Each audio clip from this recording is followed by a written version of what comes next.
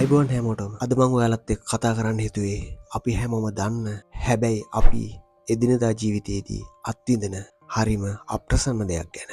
ඒ තමයි සමහර අය ඉන්නව අනිත් අයගේ දේවල් හොයන්න.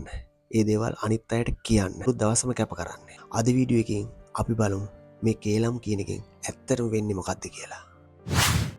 මුලින්ම මතක තියාගන්න. කේලමක් කියන කෙනාට කිසිම දවසක තමන්ගේ දියුණුවක් ගැන හිතන්න වෙලාවක් නැහැ. මොකද එයාගේ මුළු අවධානය තියෙන්නේ අනිත් අයගේ පවුල් ඇතුලේ රස්සා ඇතුලේ මොකද වෙන්නේ කියන එක ගැනයි. කේලම් කියන එකේ තියෙන නරකම් පැත්ත තමයි ඒකෙන් පවුල් කැඩෙනවා, මිත්‍රකම් නැති වෙනවා, හොඳ යාළුවෝ පවා සතුරු වෙනවා. කේලම් කියන කෙනා හිතන්නේ එයා දක්ෂයි කියලා. හැබැයි ඇත්තටම වෙන්නේ එයා සමාජයේ ඉදිරියේ තමන්ගේ ගෞරවය නැති කරගන්න එකයි. කවුරු හරි ඔයා ළඟට ඇවිත් වෙන කෙනෙක් ගැන කේලමක් කියනවනම් ඒ කෙනා අනිවාර්යෙන්ම ඔයා නැති තැනදී ඔයා ගැන කේලමක් කියනවා කියන එක ඒකාන්තයෙන් සත්‍යයක්. ඉතින් මොකද්ද මේකට තියෙන විසඳුම? හරිම සරලයි. කේලමක් කියන කෙනෙක් ඔයාට කේලමක් කියන්න ආවම එතනින් ඒක නවත්තන්න.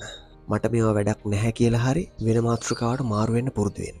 අනිත් අයගේ දේවල් හොයනවා වෙනුවට ඔයාගේ වැඩක් කරලා ජීවිතේ දියුණු වෙන්න උත්සාහ කරන්න. කේලම් අහන කෙනාට වඩා කේලම් කියන කෙනාට වඩා ඒ දෙකම ප්‍රතික්ෂේප කරන කෙනා තමයි සමාජයේ ගෞරවය දිනාගන්නේ. අවසාන වශයෙන් මට ඔයාට කියන්න තියෙන්නේ ඔයාගේ ජීවිතේ වටිනාකම තීරණය වෙන්නේ ඔයා මොන වගේ වැඩක්ද කරන්නේ කියන එක මත මිසක් අනිත් අය මොනවද කරන්නේ කියන එක මත නෙවෙයි. කේලම් අහන්න, කේලම් කියන්න කාලය නාස්ති කරනවා කියන්නේ ඔයාගේ අනාගතය අඳුරු කරගන්නවා වගේ වැඩක්. අද මේ කතාව ඔයාට වැදගත් වුණා නම් අනිත් අයට බලන්න මේක ෂෙයා කරන්න. ඔයාලගේ අදහස් පහලින් කමෙන්ට් කරන්න. අපි හැමෝම එක්ක ඉස්සරහට යමු. ආයෙත් මේ වගේ වීඩියෝ එකකින් මුණ ගැහෙමු. එහෙනම් ගිහිල්ලා එන්න. සුබ දවසක්.